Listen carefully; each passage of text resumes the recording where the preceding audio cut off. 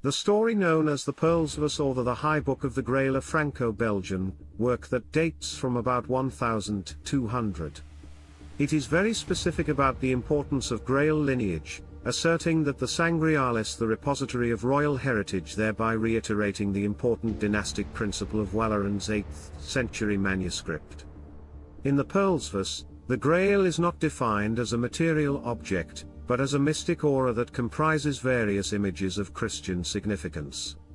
In this work, the Corpus Christi of Chrétien's Mass wafer emerges as the continuing presence of Christ. The work begins by explaining that its main character, Perceval, did not fulfill his destiny of achieving the Grail, because he failed to ask the Fisher King the question that would heal him, events related in Chrétien's work. The author soon digresses into the adventures of knights like Lancelot and Gawain, many of which have no analogue in other Arthurian literature.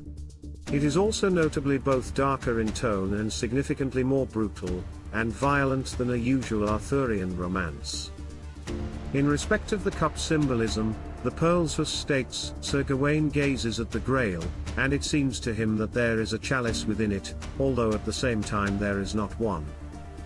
Gawain, Lancelot and Perceval are all featured in the Philosopher, and the paramount question is, whom does the Grail serve? Only by asking this question can Perceval heal the groin wound of the Fisher King and return the barren wasteland to fertility. In the Philosopher, the Fisher King, Priest King, is called Messios, denoting his messianic standing. Other accounts refer to the Fisher King Anfortas, effectively the same name as Boaz, thus in strength, so identifying the Davidic lineage. Alternatively, the Fisher King is sometimes Pelles, from Pallas, the ancient Bistea Neptunis of Merovingian ancestry. Also from the early 1200s comes a most important Grail romance called Perceval, by the Bavarian knight Wolfram von Eshenbach. Once again a Templar association is evident, for the Knights of the Temple are portrayed as guardians of the Temple of the Grail located on the Mount of Salvation, or Mont Salvation. Here, the Fisher King officiates at the Grail Mass, and is specifically depicted as a priest king in the style of Jesus, the Merovingians, and the kings of Scots. Mont Salvation has long been associated with the mountain fortress of Montségur in the Languedoc region of southern France. Despite the reference to roots and branches, the Grail is said to be a stone of youth and rejuvenation. It is called Lapsit Exillis, sometimes Lapis Elixis, a variant of Lapis Elixir, the alchemical philosopher's stone. Wolfram explains.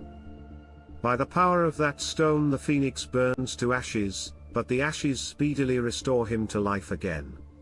Thus doth the phoenix molt and change its plumage, after which he is bright and shining as before. At the Fisher King's sacrament of the Eucharist, the Grail stone records the names of those called to its service. But it is not possible for everyone to read those names. Around the end of the stone, an inscription in letters tells the name and lineage of those, be they maids or boys, who are called to make the journey to the Grail. No one needs to erase the inscription, for as soon as it has been read it vanishes. In very similar terms, in letter sent to Pergamum, the New Testament, Revelation 2:17, states the one who has an ear, let him hear what the Spirit says to the churches. To the one who overcomes, I will give some of the hidden manna, and I will give him a white stone, and a new name written on the stone which no one knows except the one who receives it. In Roman courts, pebbles were used in passing judgment.